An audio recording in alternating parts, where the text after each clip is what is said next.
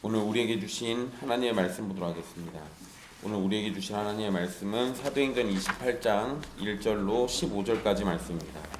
사도행전 28장 1절부터 15절까지 말씀입니다.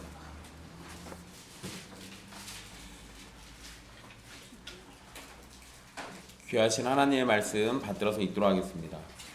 우리가 구조된 후에 안즉 그 섬은 멜리데라 하더라. 비가 오고 날이 참해 원주민들이 우리에게 특별한 동정을 하여 불을 피워 우리를 다 영접하더라. 바울이 나무 한 묶음을 거두어 불에 넣으니 뜨거움으로 말미암아 독사가 나와 그 손을 물고 있는지라. 원주민들이 이 짐승이 그 손에 매달려 있음을 보고 서로 말하되 진실로 이 사람은 살인한 자로다. 바다에서는 구조를 받았으나 공의가 그를 살지 못하게 함이로다 하더니 바울이 그 짐승을 불에 떨어버림에 조금도 상함이 없더라. 그들은 그가 붙든지 혹은 갑자기 쓰러져 죽을 줄로 기다렸다가 오래 기다려도 그에게 아무 이상이 없음을 보고 돌이켜 생각하여 말하되 그를 신이라 하더라. 이 섬에서 가장 높은 사람 보블리오라 하는 이가 그 근처에 토지가 있는지라. 그가 우리를 영접하여 사흘이나 친절히 머물게 하더니 보블리오의 부친이 열병과 이질에 걸려 누워있거늘 바울이 들어가서 기도하고 그에게 안수하여 낫게 하며 이러므로 섬 가운데 다른 병든 사람들이 와서 고침을 받고 후한 예로 우리를 대접하고 떠날 때 우리 쓸 것을 배에 실었더라. 석 달 후에 우리가 그 섬에서 겨울을 난 알렉산드리아 배를 타고 떠나니 그 배의 머리 장식은 디오스구로라. 수라구사에 대고 사흘을 있다가 거기서 둘러가서 레기온에 이르러 하루를 지낸 후 남풍이 일어나므로 이튿날 보디올에 이르러 거기서 형제들을 만나 그들의 청함을 받아 이레를 함께 머무니라. 그래서 우리는 이와 같이 로마로 가니라. 그곳 형제들이 우리 소식을 듣고 아비오 광장과 트레이스 타베르네까지 맞으러 오니 바울이 그들을 보고 하나님께 감사하고 담대한 마음을 얻으니라. 아멘. 이 말씀은 살아계신 하나님의 말씀입니다.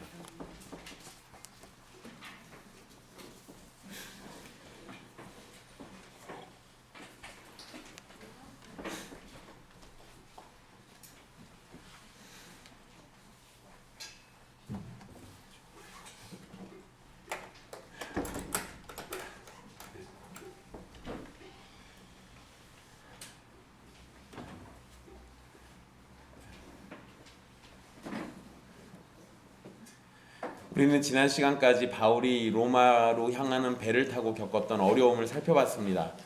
사실 바울보다 선장과 선주와 선원들이 폭풍을 만나서 더 큰 어려움을 겪었습니다. 물론 바울과 함께했던 누가도 이 배가 폭풍 속에서 어려움을 이겨낼 수 있도록 협력하고 도왔긴 했습니다. 그런데 어쨌든 선장과 선주, 선원들이 이 배 때문에 제일 크게 고생했죠. 그리고 더 크게 고생할 수밖에 없었던 것은 이들의 마음이 무너져 내렸기 때문에, 그래서 조금만 힘들어도 더 크게 그 괴로움과 고통과 어려움이 느껴질 수밖에 없었을 겁니다. 어쨌든 이런 상황 가운데 바울은 하나님의 천사로부터 구원의 약속을 받았고 그 약속은 결국 성취되어서 모든 사람이 폭풍에서 목숨을 건질 수 있게 되었습니다. 이제 28장 1절에 바울과 일행들이 상륙한 곳의 지명이 나오는데 멜리데라고 기록되어 있습니다. 그리고 이 28장 1절 맨 앞에 우리 성경에 보면 우리가 구조된 후에라는 표현이 나오잖아요. 그런데 여러분 이걸 27장 44절과 같이 엮어서 이해해 보십시오. 그러면 마지막을 보시면 그 마침내 사람들이 다 상륙하여 구조되니라. 우리가 구조된 후에라고 이렇게 돼 있잖아요. 그러니까 구조되었다. 그리고 우리가 구조된 다음에 라는 표현으로 구출됐다는 얘기가 반복해서 나옵니다. 그러니까 모든 사람이 안전하게 구출된 점을 지금 반복해서 이야기하고 있어요. 하나님께서 죄수의 신분이 된 바울을 여전히 지키고 계셨고 또 바울을 통해서 해주신 약속도 지키고 계신 거고 바울을 통해서 자신의 뜻을 이뤄 가신다는 점을 간접적으로 우리에게 알려주고 있는 겁니다. 2절 말씀에 보면 이제 거기에 원주민이라는 표현이 등장합니다. 이제 원주민이라고 하면 우리는 보통 원주민 이러면 굉장히 야만인들을 생각하거든요. 그리고 이 원주민이라고 번역된 헬라어 단어도 바바로이라고 해서 여러분 바바리안 생각하시면 돼요. 그 야만인들을 뜻하는 단어입니다. 그런데 이 단어 때문에 여기 이 멜리데의 원주민들이 진짜 무슨 원시시대 사람들처럼 또는 굉장히 지능이 떨어지거나 이런 사람인 것처럼 이렇게 읽히기가 쉬운데요. 이 단어, 이 바바로이라고 하는 그 단어는 그냥 헬라인들이 헬라어를 사용하지 못하는 모든 이방인들, 자기들 기준으로 모든 이방인들을 그냥 바바로이라고 불러요. 그러니까 헬라어를 쓸 줄 모르는 사람, 그런 사람들을 다 원주민이라고 불렀던 겁니다. 그러니까 여기에 있는 이 멜리데 사람들도 원주민이라고 번역되어 있지만 이 사람들이 무슨 문명이 떨어지거나 지능이 떨어지거나 이런 게 아니라 그냥 단순히 헬라어를 쓸 줄 모르는 사람들이라는 거, 이런 정도로만 이해하시면 됩니다. 어쨌든 멜리데 사람들은 원주민이라고 불리는데 만약에 이들의 문화가 떨어지고 뭐 이랬다라고 한다면 이 바울과 함께 이 멜리데에 도착했던 사람들이 아무래도 또 어려움을 겪을 수밖에 없습니다. 왜냐하면 이 문명이 떨어지거나 지능이 떨어지거나 이러면 낯선 사람들이 나타났을 때 그들과 대화하거나 이야기를 나누고 소통하려고 하기보다는 두렵기 때문에 공격을 먼저 할 겁니다. 그런데 성경을 보면 2절에 그들이 특별한 동정을 했다라고 표현되어 있어요. 원주민들은 바울과 일행들을 향해서 동정의 마음을 가지고 대해줬고 불을 피워서 그들을 영접해줬습니다. 이런 걸 보면 이 사람들은 그냥 아주 지능이 떨어지거나 문명이 떨어지는 그런 사람들이 아니라는 거예요. 게다가 헬라 문화에서 이 동정이라는 건 의로운 사람의 고상한 덕목입니다. 그러니까 이 동정이라는 표현을 여기다 썼다는 얘기는 이 멜리데 사람들은 나름대로 굉장히 선한 사람들이었다. 또 고상한 덕목을 가지고 있는 괜찮은 사람들이었다라는 것을 우리에게 알려주는 거예요. 2절 말씀의 상황을 놓고 보면 2절에 비가 오고 있었다라고 돼 있었죠. 그러니까 비가 오는 날씨. 여러분 오늘도 비가 와서 좀 약간 좀 쌀쌀한 감이 있습니다. 그러죠? 그리고 3월 달이지만 이제 봄이에요, 분명히. 그런데 봄이어도 비가 오고 나면 약간 좀 춥습니다. 그러죠? 근데 이때가 지금 겨울철 기간이에요. 그러니까 이 기간 동안 비가 왔으니까 아무래도 굉장히 추웠을 겁니다. 그런 가운데 이 원주민들이 동정을 베풀어서 이 사람들에게 지금 제일 필요한 불을 피워줬어요. 지금 저 사람들 사실 물속에서 빠져가지고 헤엄쳐서 왔잖아요. 몸을 말려야 합니다. 지금 제일 필요한 거는 음식도 사실은 필요하겠지만 음식은 바다에 빠져서 나오기 전에 바울과 함께 먹었어요. 그러니까 음식은 그나마 괜찮은데 지금은 이제 몸이 다 젖어 있고 또 비는 오고 그러니까 날씨가 추워가지고 분명히 감기에 걸리거나 아니면 다른 병에 걸릴 수 있으니까 불이 제일 필요했을 겁니다. 그러니까 이 사람들에게 지금 불을 피워줬어요. 정말 고마운 사람들이죠. 그런데 여러분 이 불 피운 얘기와 함께 3절부터 재미난 얘기가 하나 있습니다. 불이 피워진 그 상황 속에서 바울은 불에 뗄 나무 한 묶음을 가져다가 불에 넣었습니다. 뭐 어떤 분들은 참 힘든데 또 바울이 이 와중에 나무를 갖다가 이렇게 떼면서 이렇게 섬기는 모습을 보여줬다 그러는데 바울도 춥지 않았겠어요? 안 추우려면 나무 갖다 집어넣어야죠. 근데 뭐 그래도 우리 좋게 생각해주면 뭐 바울이 섬겼을 수도 있습니다. 근데 어쨌든 바울이 한 묶음 나무를 갖다가 불에다가 넣는데 문제는 그 속에 있던 뱀이 불의 뜨거움을 피하려고 튀어나왔고 그러는 와중에 바울의 손을 물었습니다. 계절을 생각해보면 분명 이 독사는 겨울잠 자고 있었던 거예요. 그러니까 이 독사 입장에서 놓고 보면 지금 겨울잠 잘 자고 있다가 갑자기 누가 불로 지지니까 깜짝 놀래가지고 튀어나왔고 나오면서 보니까 웬 놈이 하나 서 있으니까 그냥 확 물어버린 겁니다. 그러니까 근데 이 상황에서 이제 여러분 뱀이 물었으니까 그러면 이 바울의 생명이 위태로울 수 있잖아요. 분명히 이건 심각한 문제가 벌어진 겁니다. 근데 여러분 독사가 바울의 손을 딱 물었을 때 그것을 보는 원주민들의 반응이 4절에 기록되어 있습니다. 원주민들은 바울이 바다에서는 구조를 받았을지 몰라도 독사가 그를 물어 죽을 상황이 된 거 보면 바울이라는 이 사람은 정말 큰 죄를 지은 사람이다 이렇게 생각을 했어요. 그러면서 이 사람은 그래서 살인자다라고 결론을 내립니다. 그러지 않고서는 이런 일이 벌어지지 않을 거야 이렇게 생각한 거죠. 여러분 이거 아주 단순한 논리죠. 우리는 무슨 나쁜 일이 생기면 하나님께 죄졌나 보다 이런 생각하잖아요. 무슨 안 좋은 일이 벌어지면 아이고 분명히 뭔가 나쁜 짓을 했을 거야 이런 생각하잖아요. 지금 그거하고 똑같은 논리입니다. 그러면서 4절 중간 이후에 보면 바다에서는 구조를 받았으나 공의가 그를 살지 못하게 했다 이렇게 표현되어 있습니다. 여기에서 이 공의라는 말은 이 정의와 복수의 여신인 디케를 가리키는 말입니다. 디케. 이제 그거를 그냥 이 공의라는 뜻도 있어서 그냥 번역을 하다 보니까 이렇게 된 거예요. 근데 이때 이 원주민들은 여신을 가리킨 거예요. 그리스 로마 신화에 나오는 여신을 가리킨 겁니다. 원주민은 바울을 살인자로 받고 디케 여신이 바다에서 죽이려고 했는데 그게 실패하니까 이번에는 독사를 보내서 바울을 해친 것이다 라고 생각을 한 겁니다.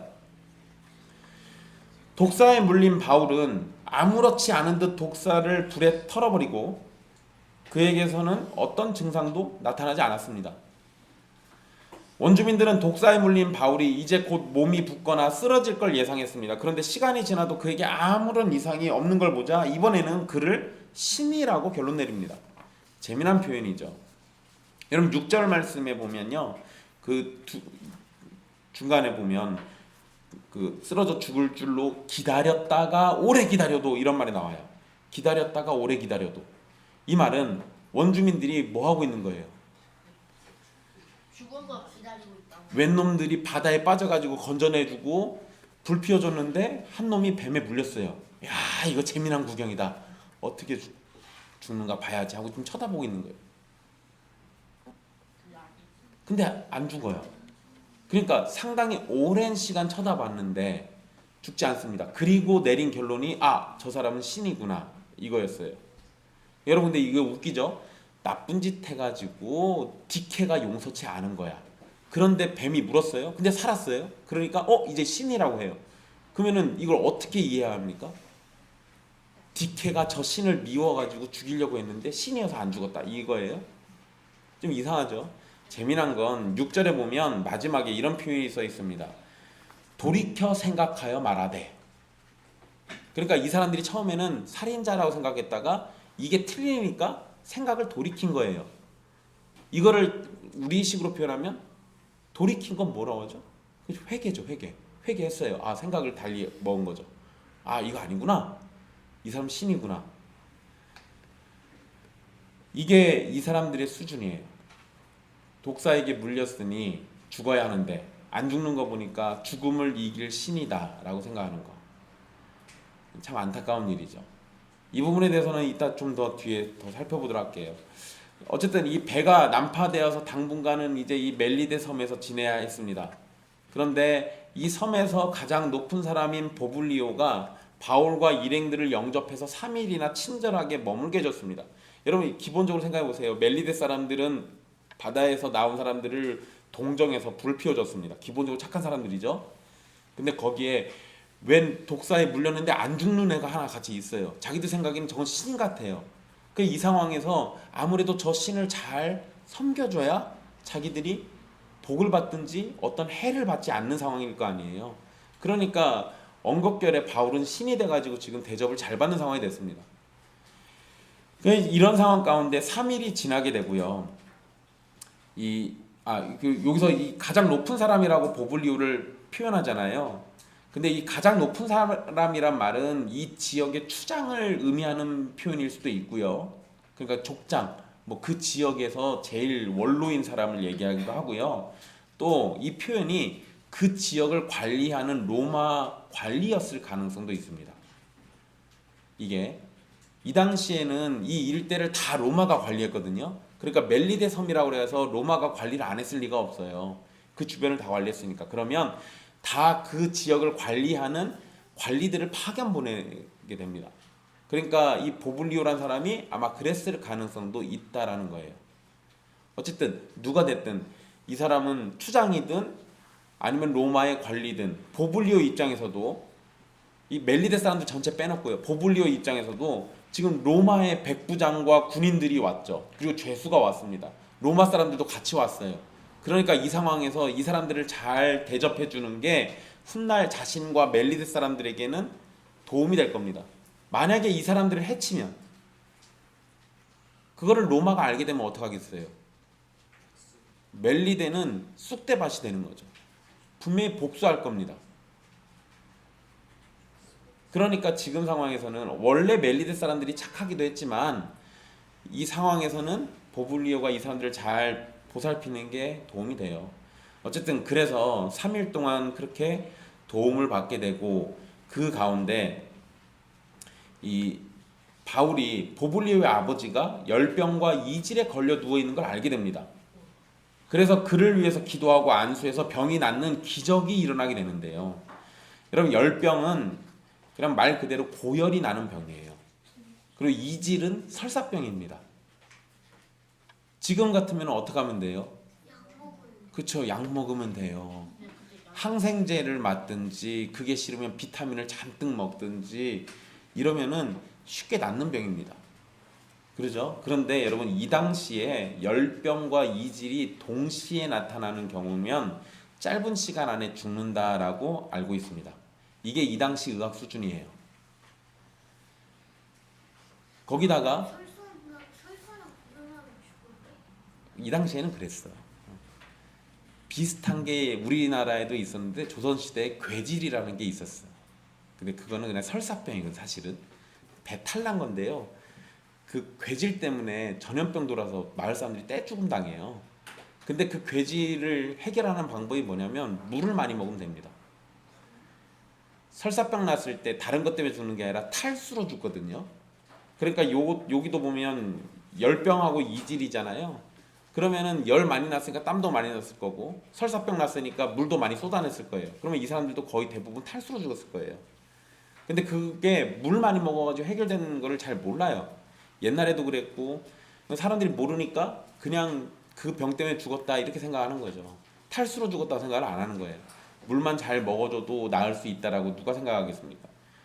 어쨌든 거기다가 여기 함께 동행하고 있는 누가는 역사가이면서 의사잖아요. 그러니까 누가는 이게 어떤 병인지도 충분히 알 수 있었을 거예요. 그런데 누가가 의사지만 누가가 치료했다고 안 돼 있습니다.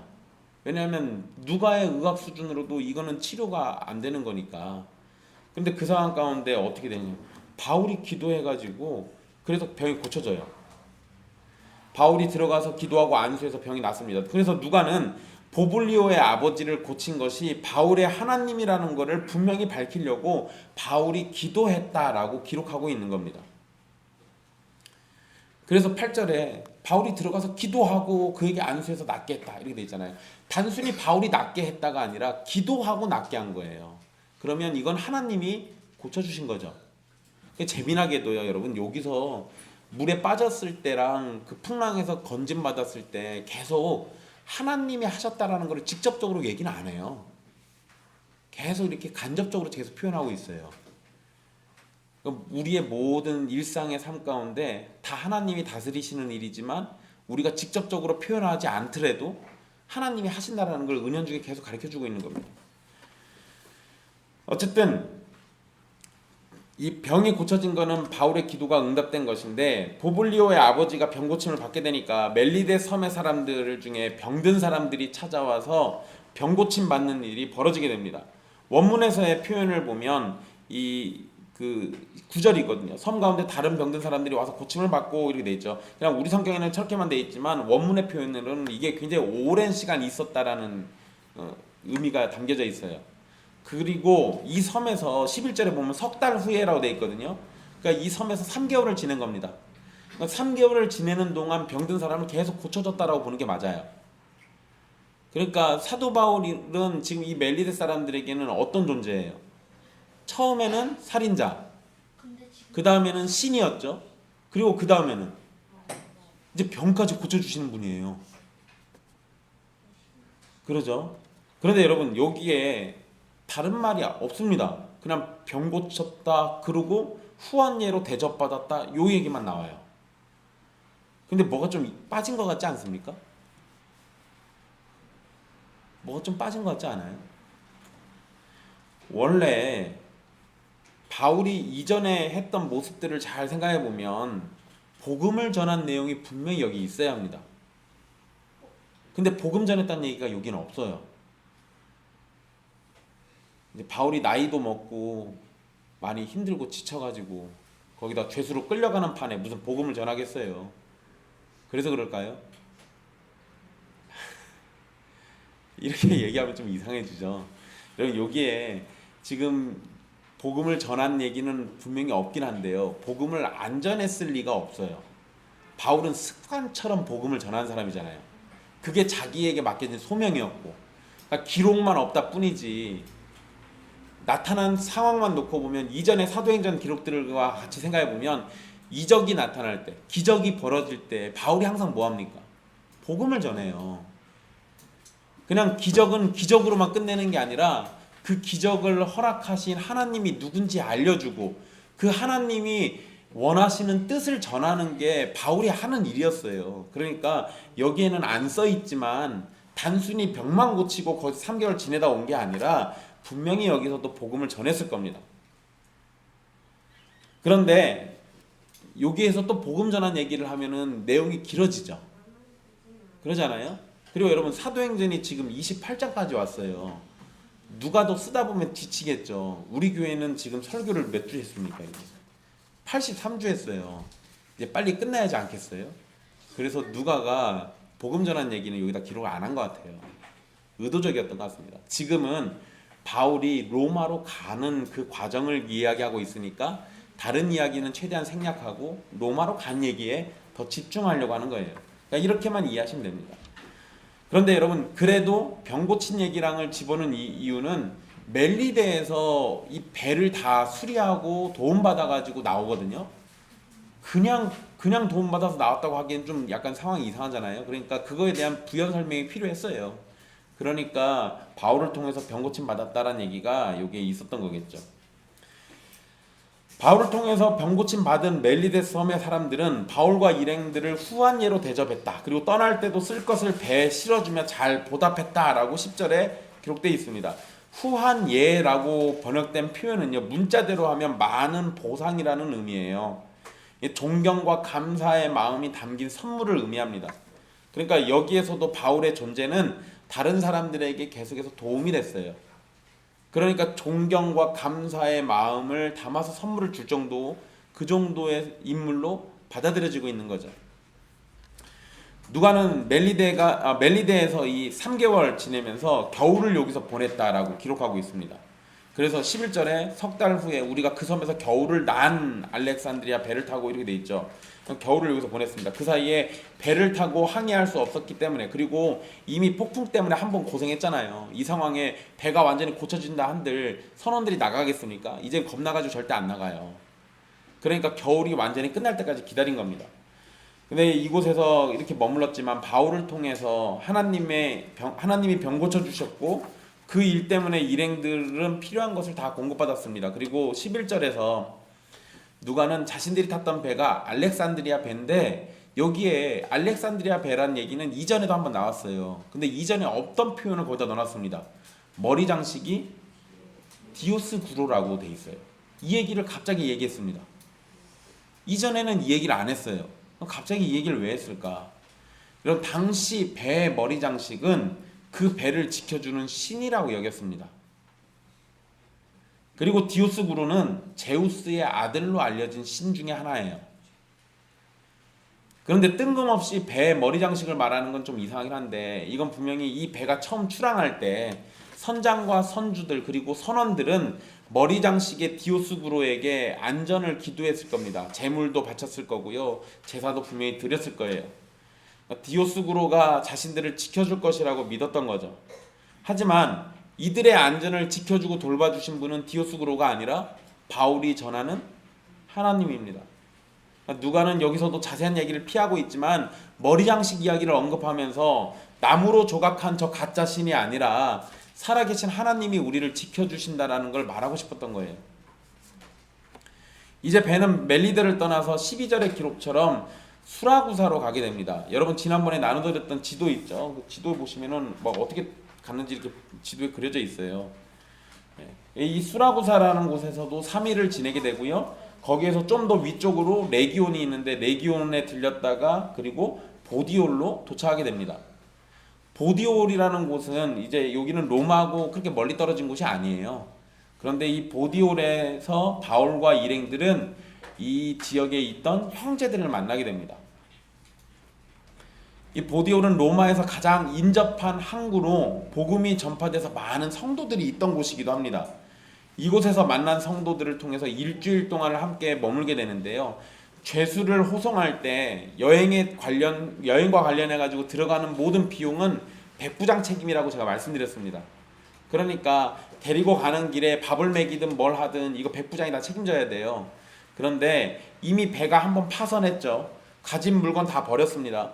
그러니까 바울을 통해 가지고 멜리데에서 도움을 받고 다시 출항해서 여기 오긴 했지만 이 상황 가운데 보디올에서도 바울의 형제들 때문에 도움을 받는 상황이기 때문에 백부장의 입장에서는 이게 굉장히 고마웠을 겁니다. 거기다 여러분, 제가 지금 한 번씩 이야기는 해드렸는데요. 백부장의 시각으로 지금 이 상황을 한번 지켜보세요. 처음에 출항할 때도 형제들이 왔었죠. 그리고 또 바울을 돌보겠다고 그 배에 같이 탄 사람들도 있었습니다. 그리고 바울이 하는 행동과 멜리데에서 일어난 사건들, 또 요 보디올에 와가지고도 형제들이 나타나서 이렇게 막 돌보는 이 상황들, 이거를 백부장이 계속 지켜보게 되잖아요. 백부장이 뭔 생각 들었을까요? 얘네들은 도대체 뭔데 저럴까?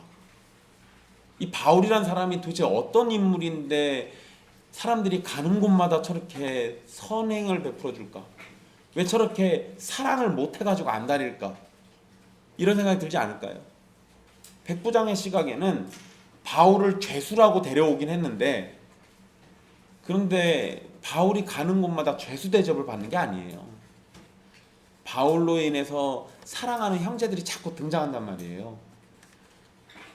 여러분, 여기서 바울이 백부장에게 복음을 전했는지 안 전했는지 사실 잘 모르겠습니다. 그런데 말은 안 해도 바울의 모습 때문에 백부장은 이미 충분히 느꼈을 거예요. 저들이 믿는 하나님, 저들이 증거하는 그 예수라는 존재, 그리고 저들의 저 믿음, 저 결코 가짜가 아닌 것 같다라는 느낌을 분명히 받았을 겁니다.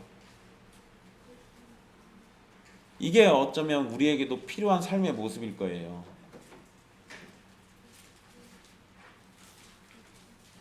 이런 상황 가운데 이 일주일 동안 이 성도들을 만날 수 있도록 백부장이 허락을 해줍니다.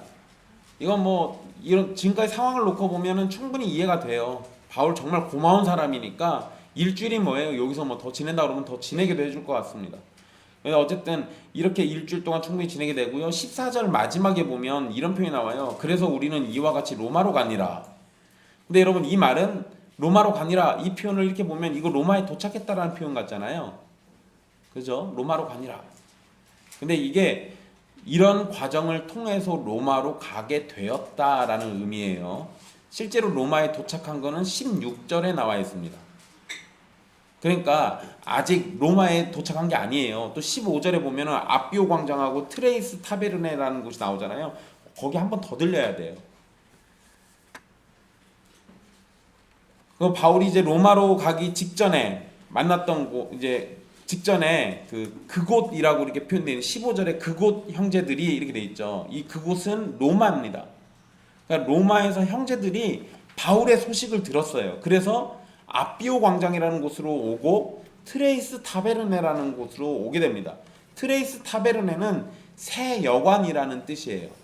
그러니까 아마 로마로 들어가는 길목에 이 여관이 있었고 그곳을 부르는 호칭이었던 것 같습니다. 여기까지 이렇게 마중 나왔는데, 여러분, 마중 나온 형제들이 두 장소로 언급된 걸 보면 이게 한 지역에서 형제들이 온 게 아니라 최소한 두 지역에서 형제들이 마중 나온 거예요. 그러니까 각각 다른 지역에서 바울을 기다리고 있었던 거죠. 이런 걸 놓고 보면 로마에 있는 성도들도 바울을 존경하고 만나기를 간절히 소망했다라는 것을 우리에게 보여줍니다. 그러니까 바울은 자신을 마중 나온 형제들을 보고 하나님께 감사합니다. 그리고 주님이 하신 말씀이 이루어졌음을 확인하면서 담대한 마음을 얻습니다. 그게 15절 마지막에 기록되어 있죠. 사실 여러분, 바울을 마중 나온 형제들은 바울을 처음 만나는 사람들일 가능성이 높습니다. 이전에 바울이 로마에 편지를 보낸 적이 있어요. 근데 이제 그 로마서거든요. 이전에 바울이 편지 보낸 건 로마서예요. 근데 편지는 보냈지만 직접 얼굴을 보면서 만나는 건 이번이 처음입니다. 바울이 이전에 예수님 믿기 전에 로마로 왔었던 적은 있을지 몰라도요. 복음을 전하면서 로마로 온 적이 한 번도 없어요. 로마에 가고 싶었지만 계속 사정이 있어서 못 가고 하나님의 계획이 다른 곳에 있어가지고 못 가고 계속 그랬습니다. 근데 이제 바울이 로마로 처음 온 거거든요. 그러니까 죄수의 몸으로 로마에 온 바울에게 마중 나온 형제들은 굉장히 큰 위로가 됐을 겁니다. 그들의 존재, 그들의 사랑 때문에 힘을 얻고 격려를 얻었을 거예요. 여러분 이걸 지금 우리나라로 치면, 우리나라는 좀 그런데 조선시대로 치면 어디 귀양 가는 사람 가는 곳마다 형제들이 나와서 마중 나왔다고 생각해 보세요. 이게 만약에 바울이 죄인인 게 확실시 돼버리면 이때 만났던 사람들도 의심받을 가능성이 높아요. 거기다가 바울의 죄목이 뭐였습니까? 사실 두 가지예요. 종교와 관련된 범죄와 정치와 관련된 범죄예요. 종교는 어차피 유대인들의 문제니까 이거는 네로 황제가 뭐라고 안 할 수도 있습니다. 근데 정치와 관련된 문제는요. 정치범이면은 이거는 반역을 저지르는 거잖아요. 그러면은 바울과 만났던 모든 형제들이 다 그 반역자들일 가능성이 있어요. 이렇게 놓고 보면 바울이 만약에 유죄 판결을 받아버리면 이때 만났던 형제들 다 도망가야 합니다. 그런데 형제들에게는 자신들이 나중에 혹시나 받게 될 고난과 괴로움보다는 지금 고난에 처해 있는 내 형제를 위로하고 우리에게 복음을 전해주려고 애쓰는 그 사도를 격려해주고 마음을 품어서 그를 따뜻하게 맞아주는 게 훨씬 더 중요한 거예요. 도망가고 어려움을 겪는 건 나중 문제인 겁니다. 이게 성도들에게 나타나는 지극히 당연한 모습이에요. 교회는 이런 식으로 살아가는 겁니다. 위기 속에 있을 때, 어려움에 처했을 때, 괴로움에 둘러싸였을 때 그때 외면하지 않는 거, 그게 진짜 성도예요. 잘 먹고 잘 살고 잘 나가고 있을 때 옆에 있는 거는 그 의도를 의심받기가 쉽습니다. 근데 내가 부할 때뿐만 아니라 가난해서 비천에 처했을 때도 나와 함께 있는 거, 다른 사람이 비천에 처해 있을 때도 그리스도의 이름으로 그와 함께 있는 거, 그게 성도가 보여야 할 마땅한 모습이라는 거예요. 그러니까 마중 나온 형제들 때문에 바울이 하나님께 감사하고 있고 그리고 또 담대한 마음을 얻었던 겁니다. 그리스도의 이름으로 살아가는 모든 성도는 이처럼 서로에게 힘과 위로가 돼야 합니다. 그 사람과 인간적인 관계 때문이 아니라 그리스도라는 우리의 왕과의 관계 때문에 삼위 하나님의 이름으로 인해서 서로를 사랑하는 겁니다. 이게 진짜 성도들의 교제예요. 오늘 말씀에서 깨달은 점들을 정리해 보도록 하겠습니다. 먼저 첫 번째로요. 오늘 말씀의 시작은 멜리데에서 구조된 일로부터 시작합니다. 하지만 배는 부서졌고 가지고 있던 모든 것은 다 버려졌습니다. 거기에 독사가 바울을 물기까지 했죠. 몰아치는 폭풍과 파도는 사람이 어떻게 막을 수 없었어요. 그리고 나무 묶음 속에서 숨어있던 뱀도 사람이 미리 알고 피할 수는 없었습니다. 그러니까 27장에서 시작된 일과 28장 이 초반에 있었던 일들 중에 사람의 힘으로 할 수 있는 일, 사람으로 막을 수 있는 일이 없었다고요. 분명 상황은 배에서 바다에서 죽어버리든지 뱀에게 물려 죽든지 사람이 죽어야만 하는 상황이 계속 연달아 일어났죠. 그런데 이 모든 걸 주관하시고 다스리시는 하나님이 계셨습니다.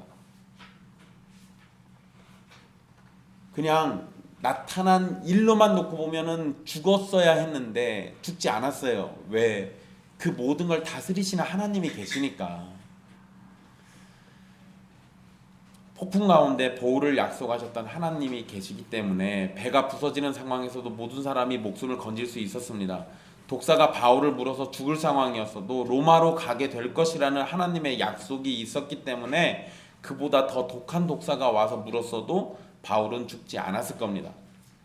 모든 성도가 폭풍 가운데 구원을 받거나 독사에게 물려도 죽지 않는 건 아닙니다. 그렇지만 바울을 지키시고 다스리셨던 하나님께서 여전히 세상을 주관하시며 자기 백성들을 돌보고 다스리신다는 건 분명한 사실이에요. 어쩌면 우리 중에는 뱀에 물려 죽을 사람도 있고요, 바다에 빠져 죽을 사람도 있을지도 몰라요. 그런데 여러분, 설령 우리가 그렇게 비참하게 죽는다 하더라도요, 그 모든 걸 다 주관하시는 하나님이 하신 일이니까 우리는 그냥 그 앞에서 겸손히 주님의 뜻을 따르면서 감사함으로 지내는 거예요. 비록 내 죽음이 그렇게 비참한 죽음이 된다 하더라도요, 주님이 다 어떤 뜻이 있는 거겠죠. 그냥 그 뜻 앞에 우리는 순복하는 겁니다. 근데 여러분, 제가 전에도 말씀드렸듯이 하나님께서 우리를 괜시리 그렇게 다루시지 않아요.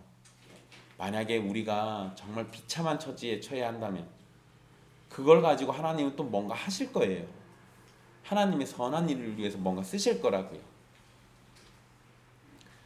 단지 우리는 그 일이 뭔지 모르는 것뿐이에요. 하나님의 뜻과 계획 속에서 우리의 삶은 계속해서 다스림과 돌보심을 받게 되는 겁니다. 그러니까 필요하면, 하나님께서 필요하시다면 우리가 독사에 물려도 살 것이고 호랑이를 만나도 살 겁니다.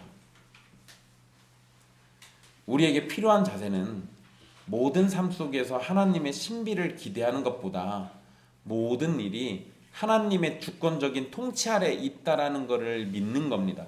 그리고 그런 하나님을 의지하면서 하나님의 선하심을 바라보는 거예요. 이게 우리에게 필요한 겁니다. 두 번째로 우리가 생각할 것은 하나님을 아는 것이 우리에게 복이라는 사실입니다. 여러분, 멜리데섬 사람들을 생각해 보세요. 바울이 독사에게 물렸을 때 그를 살인자라고 했죠. 그러나 바울에게 아무런 일이 벌어지지 않는 걸 지켜보고 난 다음에 원주민들은 자신들의 판단이 틀렸다고 생각하고 인정했습니다. 그러니까 자신들의 생각이 틀렸다는 걸 인정했어요. 훌륭한 사람들이에요. 그리고 그 사람들 돌이켜 생각하기까지 했잖아요. 그런데 문제는 돌이켜 생각한 게 뭐였어요? 바울은 신이다.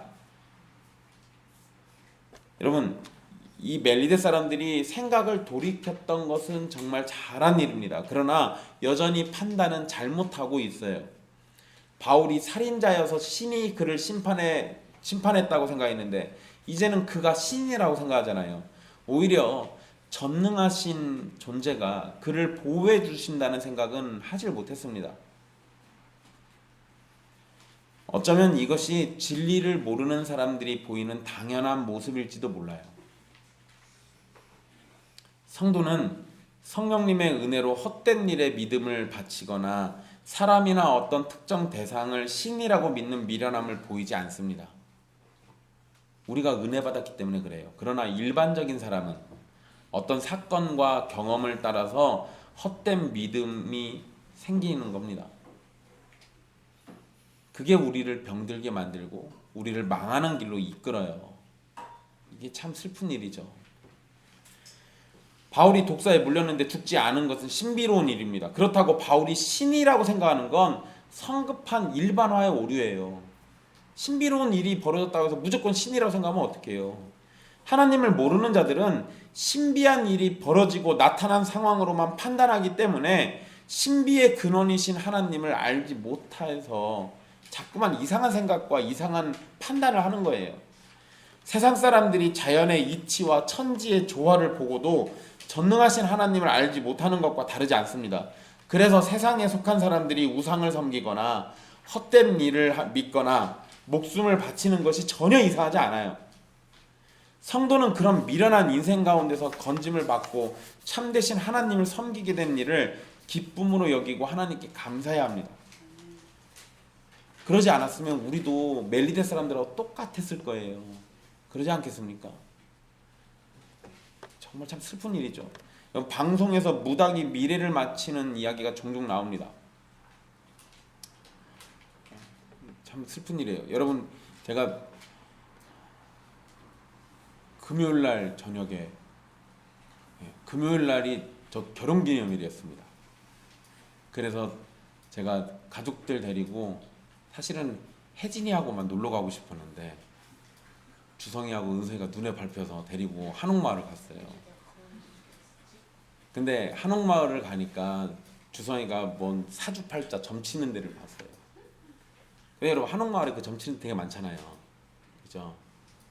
여러분 예전에 몇 년 전만 해도요. 그런 점치는 데 있어도 사람들이 잘 안 들어갔습니다. 근데 요새는요. 점치는 곳에 사람들이 잘 앉아 있어요. 옛날보다 더 많이 그런데 눈이 열리고 귀가 열려가지고 더 듣고 싶어 하는 거예요. 참 슬픈 일이죠. 여러분 세상 사람들은 그런 것들을 쫓아서 무당에게 자신의 미래를 물어보고 무당의 말에 자신의 미래를 준비하기도 합니다. 어디에서 기도를 드렸더니 기도가 응답되었다거나 어디 물을 마셨더니 병이 나았다고 하면요. 사람들은 그런 것이 자신에게도 나타나길 바라면서 당장 쫓아갑니다. 그러한 삶이 여러분에게 나타나지 않도록 주의하십시오. 우리는 귀신 들린 무당의 말을 믿거나 출처도 알지 못하는 신비를 쫓는 사람들이 아닙니다. 하나님은 잡신들에게 휘둘리는 걸 미워하고 허망한 것을 따르는 것을 싫어합니다. 그러니까 하나님을 믿고 섬긴다고 하면 잡신들을 따라다녀서도 안 되고 허망한 거를 믿으려고 해서도 안 되는 거예요. 하나님 외에 우리의 믿음을 다른 것에 절대 두지 마십시오. 우리가 하나님을 믿고 따른다라고 할 때는요. 여러분 사람들이 무당을 찾아가고 점집을 찾아가는 이유가 뭐예요? 미래를 알고 싶어서 그러죠. 미래를 알고 싶으면 왜 그런 겁니까? 미래를 바꿔보고 싶어서 아니면 미래를 불안하니까. 미래가 불안하니까. 미래가 불안하니까 그것 좀 바꿔보고 싶어가지고 그런 거잖아요. 그잖아요. 네, 여러분 우리가 하나님을 믿고 따른다고 하면요. 미래를 맞히는 일은 경험하지 못해도 우리의 미래가 하나님의 손과 그늘에서 보호받고 있다는 걸 확실히 알 수 있습니다. 불안한 건 하나님과 같이 절대적으로 신뢰할 존재가 없기 때문에 불안한 거예요. 그러면 신자들은 그런 게 필요 없다는 얘기죠. 왜냐하면 우리에게 절대적인 선이시고 우리에게 아낌없이 사랑을 베푸시는 하나님이 우리에게 있는데 미래가 뭐가 걱정이에요. 내가 지금 돈이 없고 권력이 없고 힘이 없고 그런다 하더라도 그게 무슨 상관이에요. 나를 사랑하시는 하나님이 있으면 되는데. 무당에게 또는 잡것들, 허망한 것들, 무슨 부적이라든지 막 이런 거에 마음을 뺏기는 건 왜 그런 겁니까? 그냥 그 자체로 공허하니까 그래요.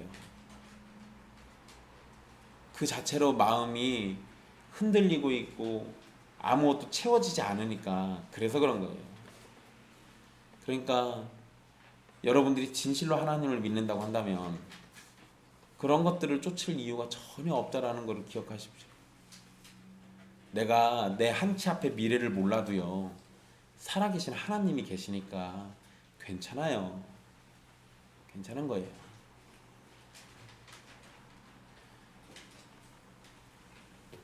우리가 하나님을 믿는다면 병이 낫거나 고쳐지는 신비가 나타나지는 않을지 몰라도요. 매일의 삶에서 신비로우신 하나님의 사랑과 인도하심을 계속 받고 있는 겁니다. 여러분들이 느끼지 못한다 할지라도 하나님의 사랑이 여러분들에게 잠깐이라도 멈추지 않아요. 그러면 그걸로 이미 우리는 충분한 거예요.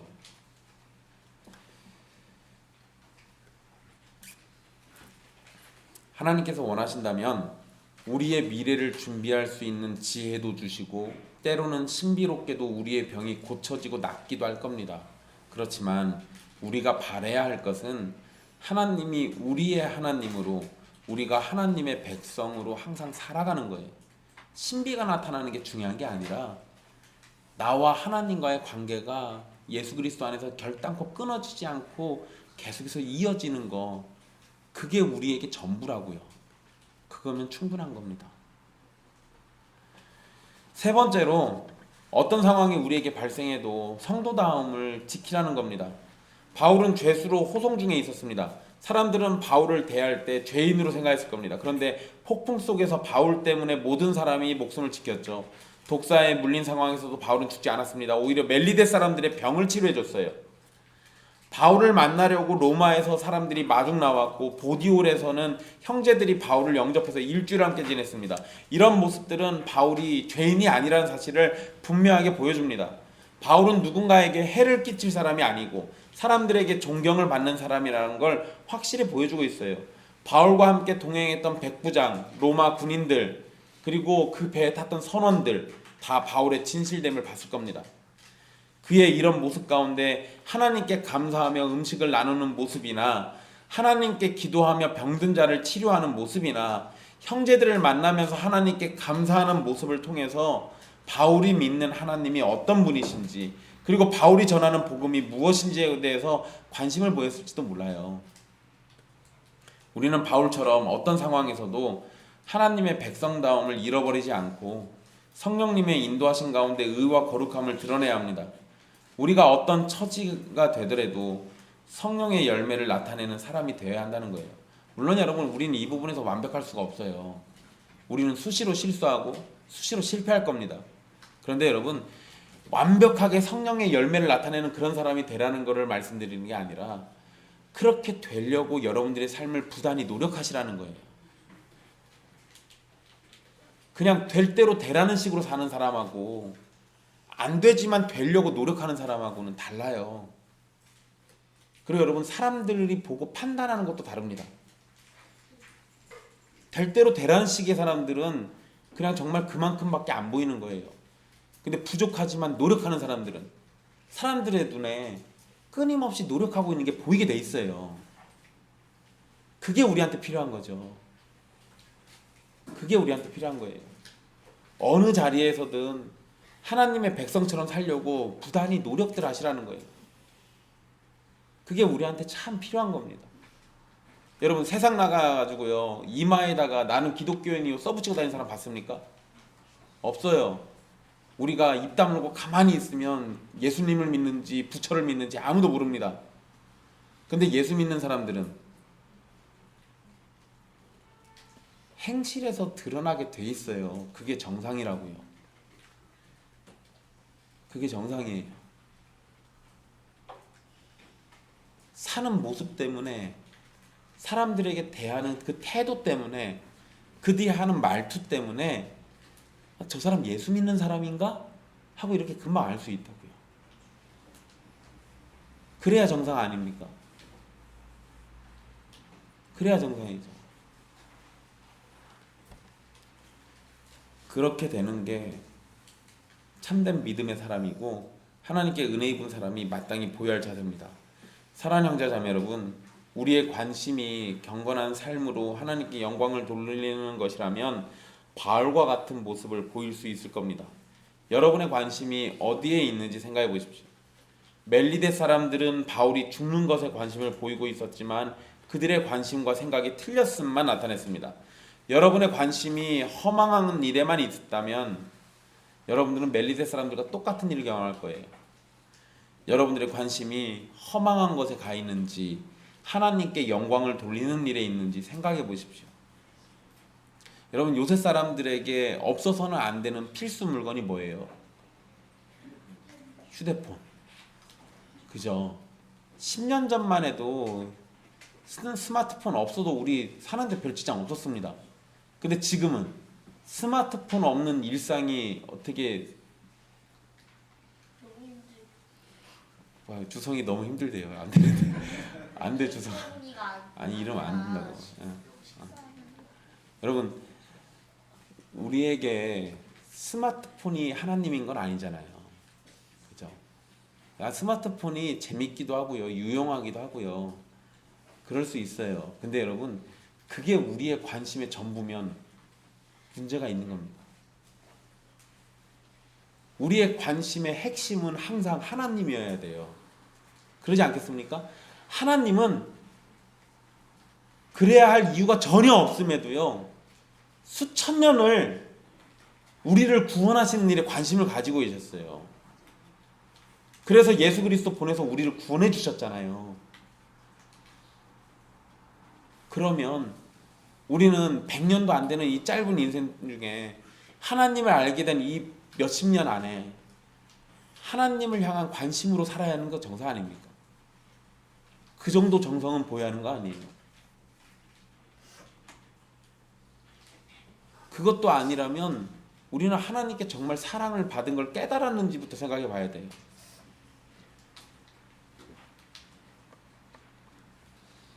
여러분들의 주된 일상과 주된 관심이 하나님이 중심이 되기를 간절히 바랍니다. 우리는 교회가 비난을 일상적으로 받는 시대에 살고 있습니다. 교회와 성도들이 비난을 받는 이유는 우리의 관심이 하나님의 영광이 아닌 다른 것에 있기 때문에 발생하는 모든 악한 일들 때문입니다. 주변에서도 성도라는 사람들이 동네 사람들이나 이웃들에게 욕을 먹는 일을 쉽게 찾아볼 수 있죠. 성도답게 살았는데 그러겠습니까? 아니요, 그럴 리가요. 성도답게 살지 않으니까 그러는 거예요. 슬픈 일이잖아요. 슬픈 일이에요. 여러분, 제가 저희 집 앞에서 어떤 할머니가 손을 막 흔드는 거예요. 제가 나가는데. 그래서 차를 세웠습니다. 그랬더니 그분이 자기 좀 태워달라고 그래가지고 태워드렸어요. 그랬더니 그분이 저한테 두 마디 하시더라고요. 첫 번째 말은 요즘은 손을 흔들어도 아무도 안 태워줘요.